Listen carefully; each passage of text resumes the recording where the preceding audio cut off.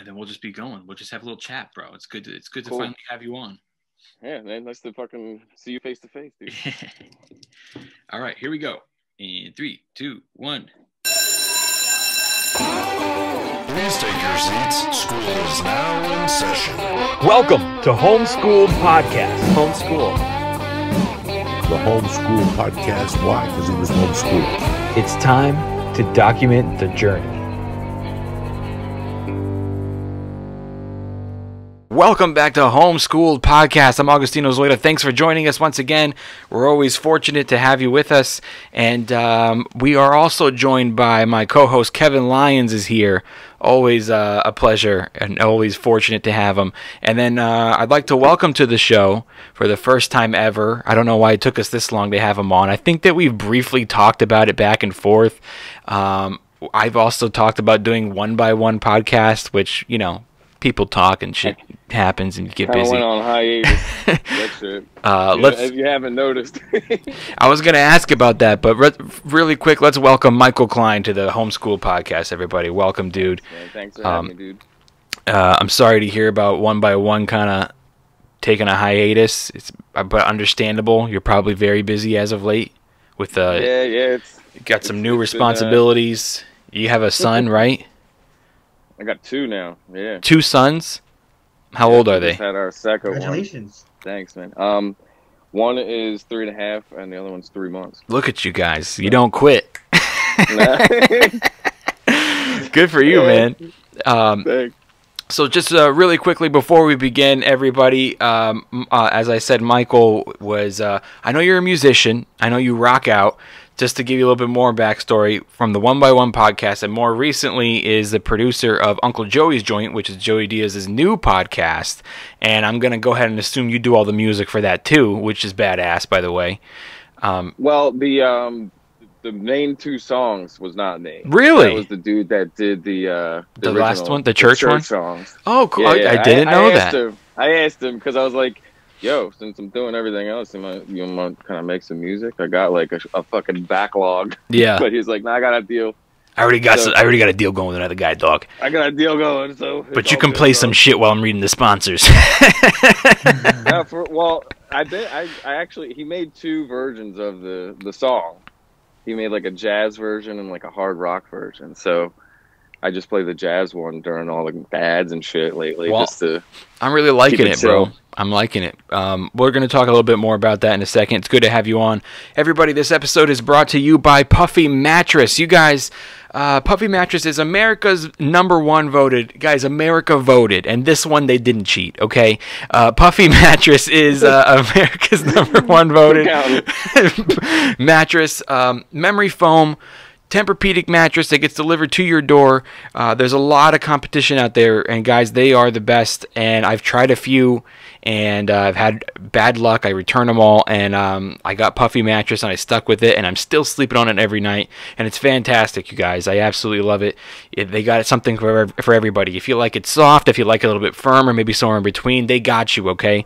And right now, I'm going to hook you up with $300 off your Puffy mattress, okay? So click the link in the description right now. I'm going to hook you up with $300 off your mattress. Plus, we're going to throw in a king-size Puffy pillow, which just makes the whole thing great. It's like this giant pillow. I got it at home, too. I sleep with it every night. I can't sleep without it anymore, actually. It's great, you guys. And for the new year, Puffy is proud to announce that they have donated over 1,000 mattresses to children in need. Of children who don't have a place to sleep, children that don't have a good, situation going on. They've donated 1,000 mattresses. So if you're a homeschool listener and you have used them before by using my link, you participated in that. So thank you guys very much. And so click the link in the description and get on it. Besides that, I will just remind everybody to please go to homeschoolpod.com and pick up a t-shirt or sticker or something. Anything helps. You can buy my comedy album. All of this is super helpful. I know that you guys are going through rough times too, but even if you get a shirt or something, right now I'm wearing my shirt that has my album cover on it. My album cover, The Bad Guy, so that's what I'm wearing. Yeah. I got those. We got the Document the Journey ones. We got the Ex-President's shirt. These shirts are off the hook, and it's a great way to support. Once again, homeschooledpod.com. Click on merch. All right. Michael, Kevin, what's going on? Yes. Michael, I've never actually seen you live. I've seen you in pictures, but I'm gonna say you look high right now. I mean, we had a previous conversation. You know what I was doing. This was in the doctor, you know. So what happened with One by One? Really, it was just the fact that we had the first baby.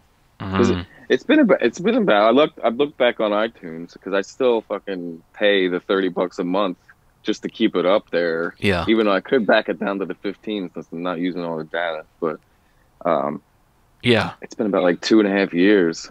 So I was really maybe about a year after the first baby was born, and shit just started getting more and more intense with the work that I was doing. Until like March, I was working a full-time job at a fucking law firm. Really? Doing real estate foreclosure. Yeah.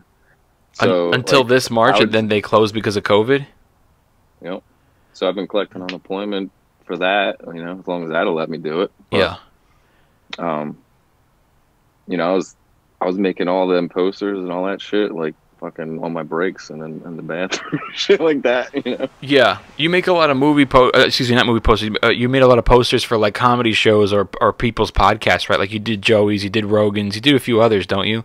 Like, Yeah, that's how I got into it. with Joey really and Rogan. They just kept tweeting shit like 6 years ago. I just kept making them just because I was like, damn, they fucking like that shit, you know. So. Dude, that's why I always say you never know where things are gonna go. You know, the smallest thing that you might even do for fun, and you know you're just putting it out there, and you can go like forever and not have a bunch of feedback, or you might get 1 or 2 retweets here and there, but like eventually it pays off. Like eventually they hit you up and they go, hey dude, that's cool, can you make me another one? And like look at you now, dude, you're now like producing Joey's newest podcast. Like you never know where life's going to take you. That's why I was always doing every stupid, awful show, or, you know, bar shows, or like these non-paying gigs, and they're just terrible gigs, and I would just take them. I'd always say yes. I'm like, yeah, you know. Yeah, you never know where shit's going to happen, and I can't tell you how many times I've gotten really good jobs and gigs because I did that shitty one, and I met some dude. You see somebody there, and they're like, oh, yo, yeah, you did something so small. You go. I was doing an open mic. So you started doing graphic design. Is that where you started? Well, for these guys and all this shit, yeah.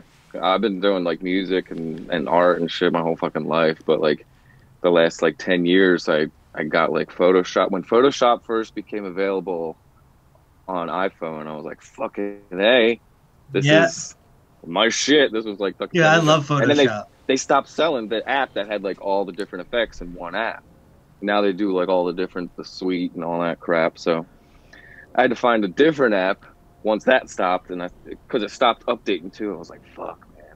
And this was like right after I started working with Joey and Rogan, and I was like, I make all this shit on my phone. I got to figure out how the fuck I'm going to keep doing this without. So I figured out. Enlight Photo Fox is where it's at. Dude, I've used that one before too, and you're right, there's not like really one app that does anything. I have like 6 different apps on my phone that I use for different, either if I'm going to make like a screen grab or a thumbnail or you know a quick little clip from my podcast for Instagram. It's like I use so many different things. One of them does caption, but the other one doesn't. So I got to, once the video's done, I got to put it over here so I can add the caption on it. I know, dude. It's a lot of going back and forth. My phone is like, I got like 30,000 pictures and photos on my phone just from all the shit that I've been doing. And I don't have time to like go back and like delete all the crap that I don't need. All the pictures that are like half pictures that aren't fucking, that don't have a filter. And then I got to add the fucking words on top and shit. I hear you, dude. You're going to try and update that new app and it won't let you because you have so many pictures on your phone. Yeah. Dude, let me fucking tell you, man. That was one of the reasons why the Rich Ross episode of The Joint was fucked. Because I had my iPad, and my iPad's got 256 gigs. And this app that I was using, the Switcher app, it like, you can connect your phone, your iPad, all through Wi-Fi, and then use all those cameras and then switch it back and forth like it's a real thing. So it's cool when it works, but my shit ran out of fucking space. Yeah. like 10 minutes in, and I was Shit. like, oh, this is the worst. Like, this was the first time we had anybody over in this fucking, in the bar area and shit. Granted, it was like last minute. I didn't even know about it really, but so then I switched it over to, he got like a new phone for us to use for just this shit. And he had just got himself another new phone, and I had another like spare phone, luckily, that I switched everything out and tried to hook it up, but I didn't realize that the microphone, unless you hook it up through the audio USB, it comes straight from the fucking phone that you're switching with, which was right in my hand. Yes. And I was like, oh my God. So that whole episode, you could hear me breathing. All the fucking audio being recorded from right in my hand. Well, dude, for a while, Kevin and I were using just like spare iPhones also. Like, I still have like an extra iPhone that it has no phone number. We were just using it for camera. And then ever since like the whole like, you know, COVID bullshit, and we kind of stopped having in-house guests, this has been pretty convenient. But I still, we were using phones. But you know what I do, and I actually have it right here. I don't know if I can hold it up to the screen. My Zoom recorder, which I don't know if that's what you guys use. You have all the audio on there, so you have all the footage on the different iPhones, and then later on you just sync the audio with your final edit. You know what I mean? So no matter what, you'll have the great audio. Movo microphones or some shit. They just plug straight into the iPhone. So that's pretty cool. I've been thinking about getting something for my laptop, because I now record all the podcasts on the laptop through this app, and I've been thinking like to get like a better camera attachment for my laptop. Yeah, it can't hurt. I mean, they make those, right? They're pretty fucking cheap. No, now, they don't make computer cameras. They don't make them at all. Can we get like a gimbal for the laptop that's just kind of always on like a robot? My God. That just follows you? Yeah. I'm sure they fucking make that shit. Dude, I should get 2 cameras for my laptop and get like an angle from up here, and then you know what I mean? Yeah, just cut and back and forth. you control the gimbal, so as long as you have like 2 hands while you're recording the podcast, you can just be like, we should look into that, Kev. That would be kind of cool. He's like, never gonna happen. Yeah, but no, I tried. I asked him since the beginning, like, do you want to use the church microphones and all? Like, because he brought all the church shit back, you know, besides whatever he left for Lee, and we tried to go through it, and he was like, really? I don't want a big microphone in front of my face. Okay. Yeah, so I was like, this is for something more simple. Yeah, I like it. It wasn't even really. He wanted to do it out in the bar. Mm-hmm. Then the back room was like kind of like I'll do it there if we have to. Yeah. But then it just became the spot, you know. Plus we have the album of the week thing that he does for Patreon. That's right. That's like right. The other corner. So it's pretty much it's the perfect little room, except for the fact that it's in his house though. So he wants to get an office. Once this thing's over, right? A little bit. Yeah. At least he has like a space for now anyway. I mean, me too, dude. This is a part of where I live, so it's super convenient. And but how are you liking it? It seems like it came just in time. Like you had lost your job because of the pandemic in March, and it kind of came at the perfect time. Blessing, dude, man. I can't count how fucking many times I've said like I'm so fucking lucky, man. Yeah, you know, it's pretty fortunate. Just the fact that I work with this dude in the first place. It's pretty surreal, man. Isn't it surreal? I think that we can all relate to this, is that it's so surreal that you end up working with these people that you really admired and didn't know, you know what I mean? Like, it's kind of crazy, man. Like, it's a little bit different for me and Joey because I knew Joey before he blew up. So I wasn't like watching him on TV going like, I wish I worked with that guy one day, which I think Lee was. Like Lee actually was like, I'm a big fan of Joey, reached out to him, and then Joey responded and was like, yo, let's start a podcast. I need a producer, right? So that's how that went down. But I've actually known Joey longer than that, right before he blew up. So I never really experienced watching him, you know, and going like, man, that guy's my hero. You know what I mean? It was just him being a friend of mine, and obviously had been doing it at the time like 20 years, and he just had so much wisdom to share to younger comics. Like he was always helping younger comics, you know, and we became really good friends. And I was very fortunate enough, you know, as he started to blow up, I started to see how other people acted towards him, other comics and stuff. Like they tried to make a big deal, like that I was friends with him. Like other comics that I knew for a while would start calling me and going like, "Hey, like, you think you could ask him to do my podcast for me?" You know what I mean, and stuff like that. I got that. You had that already, huh? Doing. How many of those have you gotten so far?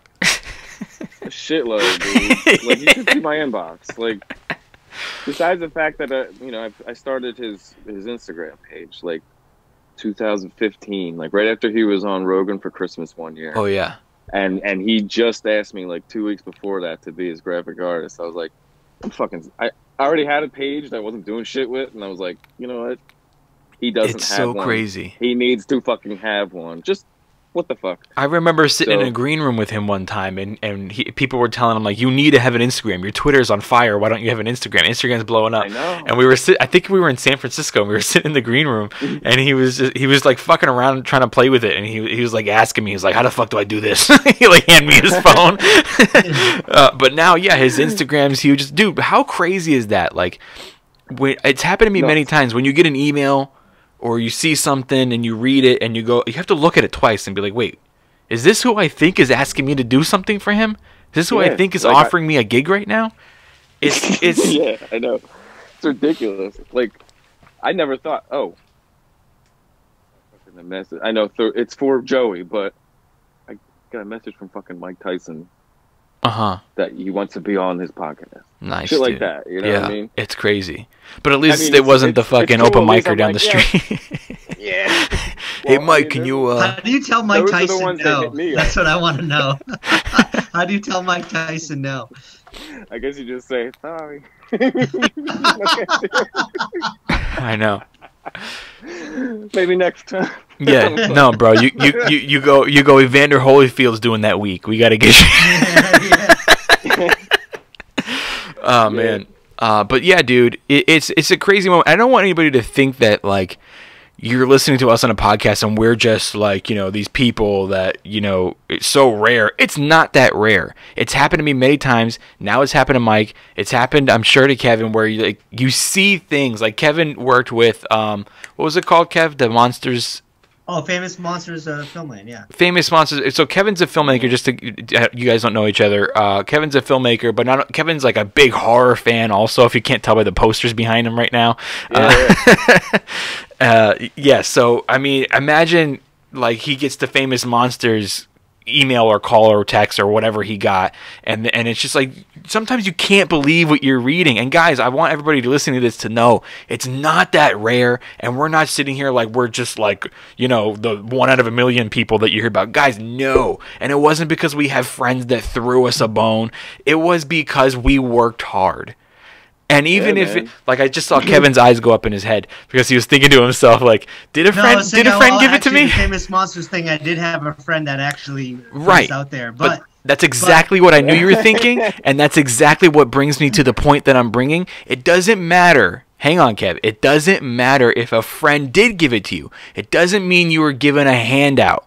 It means that you've been in this for a long time, and even your friend knows that, and you've been side by side with your friend working on bullshit that is little small things, and you're just doing it because you love it and because you work hard no matter what. And work hard pays off in mysterious ways, whether it's a friend, a fucking email. And now Michael has gotten an email, or a couple of years ago, it's like, dude, fuck yeah, I'm gonna run your Instagram for you. You know what I mean? It's just surreal. I remember many times, even though I said to you I did not have a chance to see Joey and go, I wish I could work with him one day because he was just my friend. I was instead watching him blow up in front of me, and then when he said like, yo, I got some things coming up, I'm gonna start taking you with me. Surreal moment. And I remember several times stopping on stage and thinking to myself, I can't believe I'm fucking here right now. We're talking about like sold out theaters, dude. Like Las Vegas theaters. Like, I'm like, I would stand back for a minute and just think like, damn, this is cool. Yeah. I went a couple times. I've seen him since 2014. I've probably seen him like fucking 8 to 10 times since like coming around Philly and New York. And the last time I seen him, he was at what's that one in like past Philly? the Xfinity, not Xfinity. Is it? Oh, that casino? Yeah, that casino. Fuck, I forget the name of it. I forget what the fuck it's called. Something X Live, something, I don't know. I know what you're talking about, but I forget. That was like the sold out casino fucking show. Huge. And then the Borgata walks out. No, not the Borgata. Okay. Pennsylvania. Oh, my bad. Okay. Anyway, no worries. Oh no, some of a bitch. The Excalibur. Who gives a shit? All right, everybody walks out. Yeah, the Excalibur. Fucking everybody leaves, and that was one of the shows like where I sat behind people that I didn't know, but they were like his childhood friends. And then we got brought backstage, and we were all in the green room just fucking chilling, talking, and like. Oh wow.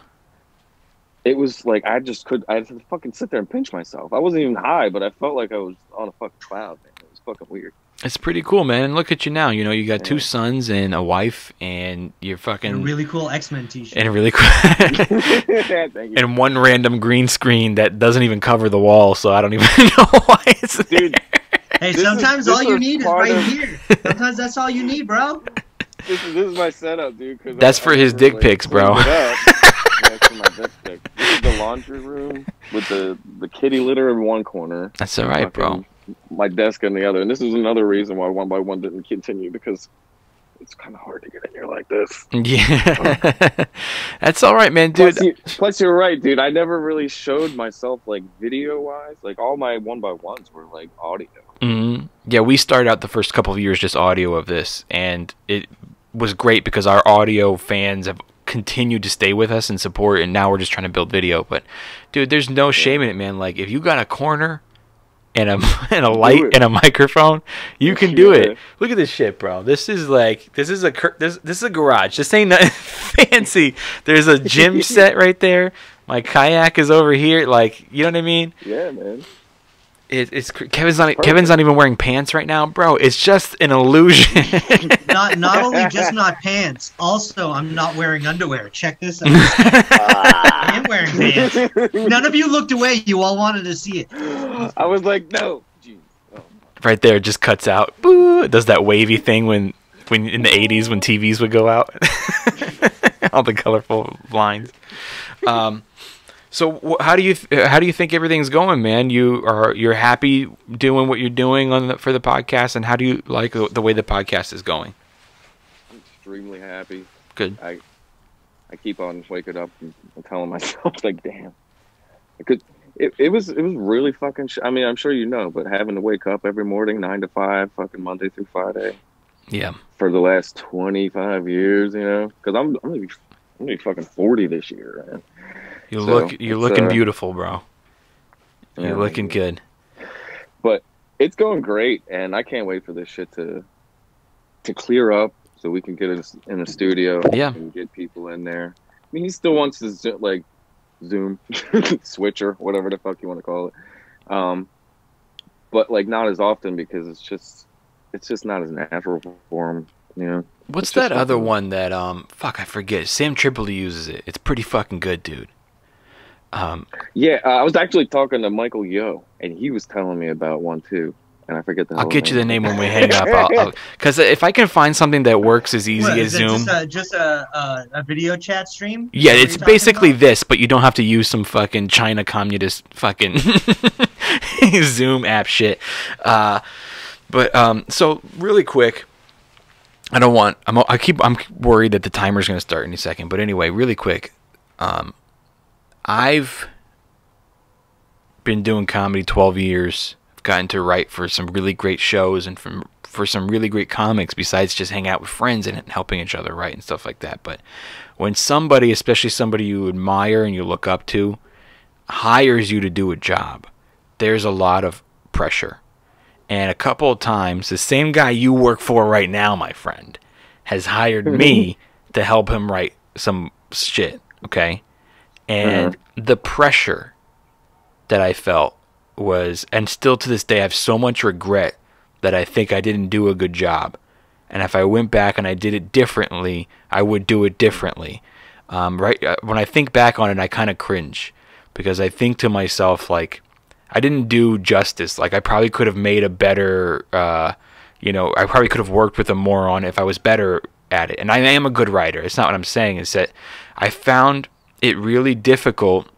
Number one, it's hard to write for him because he doesn't write as structured as I do.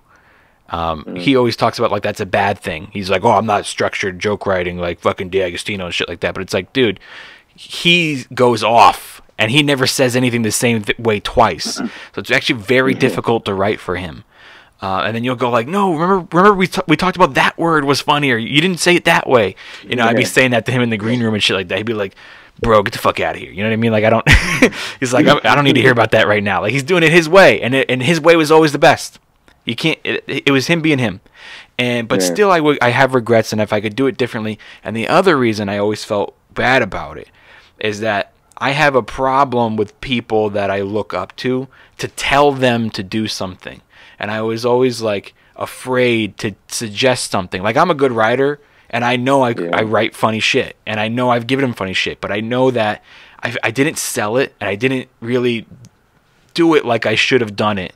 Because I was a little afraid that he wouldn't like it, or I just felt uncomfortable. He reminds me a lot of my father, okay? And makes you uncomfortable, like you're talking to the cops? Yeah, dude. Sorry, hang on a second. I just got that stupid timer. So anyway, he reminds me a lot of my father, and I had a trouble even, you know, in my early 20s with talking back to my dad. You know what I mean? It's just my instinct doesn't do it. And I would always think that, like, if I would have been more of a man about it, I could have done a better job.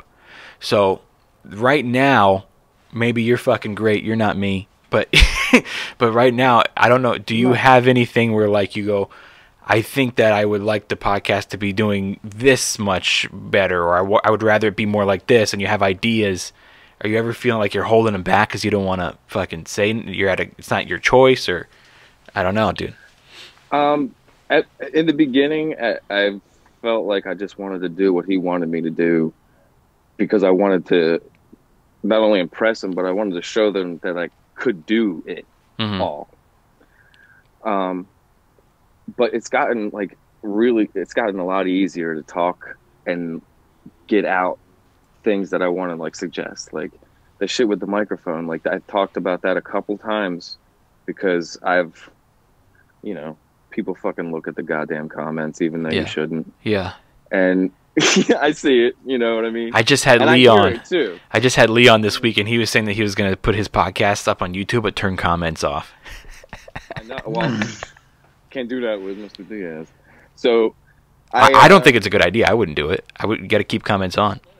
No, leave it. I want to see that shit. But I don't know. I think that our relationship has like it got a lot closer and different, like when he moved here and I started going there 2 times a week since fucking September. It's weird, dude. I feel like at first I looked at him like this fucking comedy legend, and he still is to me, but now I go over there and he's just like, he's my friend, man. It's really cool, but it's so fucking surreal and so weird, you know. I can relate. I feel like I could talk to him and suggest shit, and he's asked me to like suggest things like that blue screen or the green screen thing that we did for DraftKings on Instagram. Oh yeah. I bought that shit, and the first day I brought it over there, he was like, "Hey, you want to try do something for DraftKings with that?" So I was like, "Sure." That's great. I never did the fucking green screen before, you know. So we're looking to do like different shit like that, you know, and. Keep it up, dude. It sounds like you're on the right path. Keep doing what you're doing then. Yeah, don't listen to me, because next thing you know, you're gonna go in there tomorrow and be like, listen, here's what we're doing. I'm like, that's not what I said. I think whatever you did with him, you probably did fantastic, and you're just being hard on yourself. I'm always, yeah. But here's the thing is that it's good to be hard on yourself instead of just you have being like, okay. You always want to say, what can I do better? What could I've done better? Yeah, that's how you're going to learn and be better, instead of just leveling out and just I'm satisfied with the work that I did. Dude. That's why every podcast I edit has taken me a little bit fucking longer every time. Yeah, you guys are totally right, and that's probably a lot of what it was. But at the same time, I try not to write things off as that is too much. That's a given. I'm never satisfied. I'm always pretty hard on myself, but I try not to write everything off as that because I don't because sometimes there's a lesson for me to learn. So from that time, I've learned my lesson, and I think that if I had the opportunity again, I would be more forthcoming. And I also have a great relationship with him, and we have great conversations, you know what I mean, like friend to friend. But it was something about writing jokes because he was so funny, and he was coming to me because he liked the way that I was very structured and the way that I wrote. But it was very hard to turn that into his style of not so structured, you know what I mean? And he's even said since that, you know, why was I trying so hard to be like this guy? Like, he's even said that on a podcast before. He's like, when I did my Netflix special, he was like, I was trying to be D'Agostino and fucking write as structured as him. But he was like, but that's why he doesn't like his Netflix special, because he's like, it wasn't me. And that's where we never were able to fucking make that happen. But anyway, it's like, I at the time should have realized that I was scared to suggest to write a certain way to this guy who I think writes better than me, or who I think is funnier to me than I am. But he was coming to me to do a job, so I just would have probably done it differently. And it sounds like you know what you're doing, and you're doing great, bro. Thanks, man. I'm proud of you, dude, and I'm really, really happy for you. And I wish you guys like so much success in this. And you know what, man? The fucking church, what's happening now, got me through a crazy part in my life when I was really overweight. I lost all the weight. I went through a divorce, and now I have this new chapter in my life, dude. And the fucking Uncle Joey's Joint's gonna get me through that. And dude, we should all be proud to be a part of the special things that we've been a part of. Hell yeah, man! I was there at the joint, or the church was, you know, that also. It's the best. Through a lot of shit, dude. It's kind of sad. A lot of shit. Me too, dude. It's kind of. I listen to it every single day of my life, and it's. I still do, man. I gotta get off the phone here and make the clips for tomorrow, because I do the clips as well for the YouTube. It's so sad that it's gone, but at the same time, it's kind of like, you got to let good things be, you know, and not keep it going forever. Because sometimes shows that go too long, they end up getting bad towards the end. It's like, dude, it's like I Love Lucy, bro. It had to come to an end, man. You know what I mean? Yeah, Night Court. Season 9. Why do you choose I Love Lucy over anything?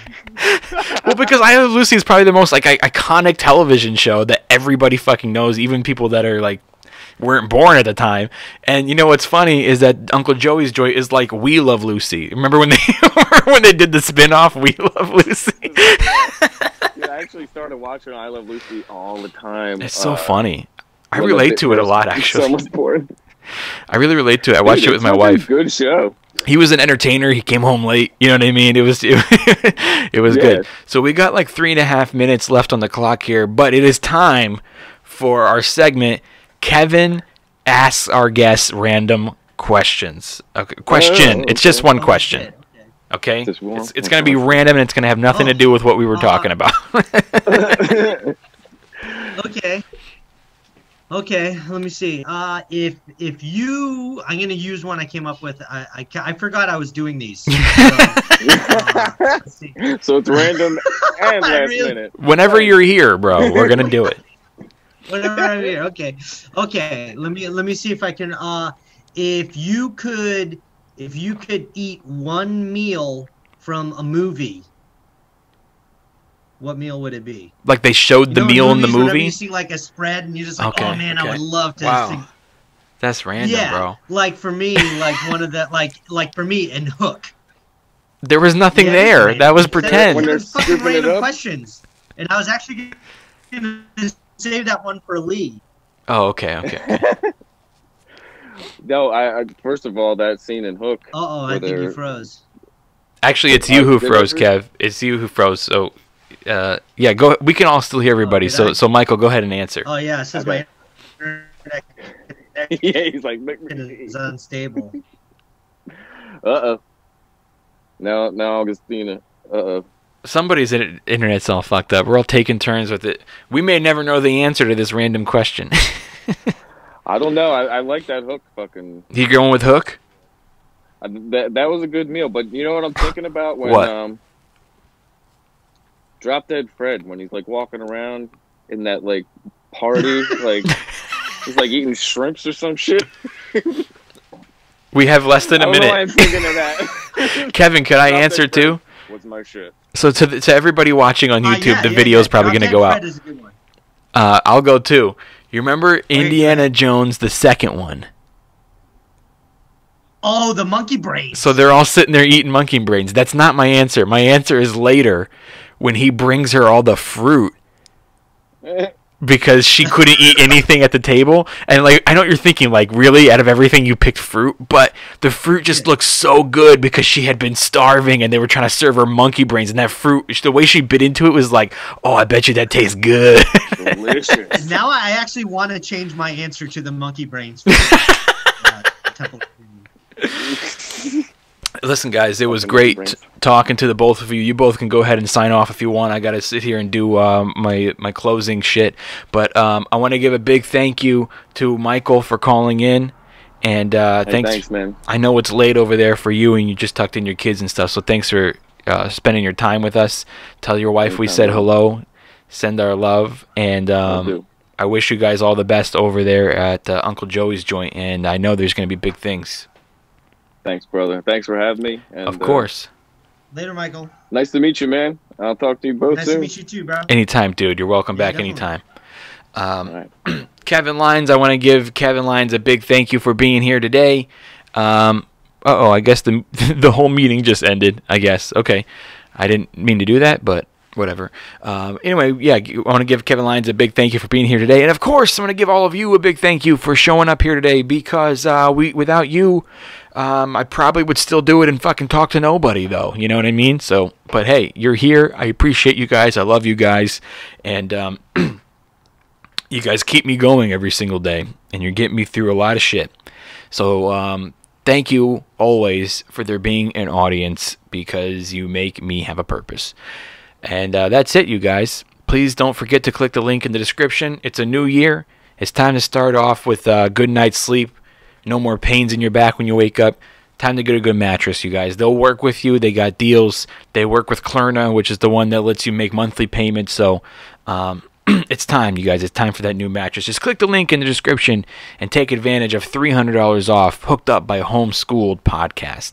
And don't forget to please support us. If anything, pick up a sticker. You know, I got neck gaiters, whatever it is. We got mugs. Check out the Homeschool Podcast logos, and please hit subscribe. If you're not already, please go subscribe on YouTube and check out these videos that I'm, doing for you guys. Just like Michael was saying, like, when he had a full-time job, he was making those posters for Rogan and Joey and stuff. You guys, I do the same thing. I fucking, work 8 hours a day. Meanwhile, I'm making my own thumbnails for the YouTube. I edit the YouTube videos all myself. I don't know how to do any of that shit. I'm fucking doing my best.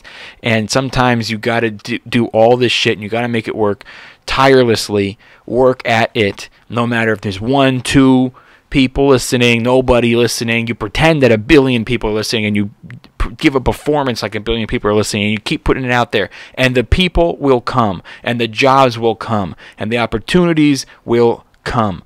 And we are all living, me, Kevin, Michael, we are all living proof that work hard pays off. And you never know what email is going to pop up, what text you're going to get, what phone call you're going to get.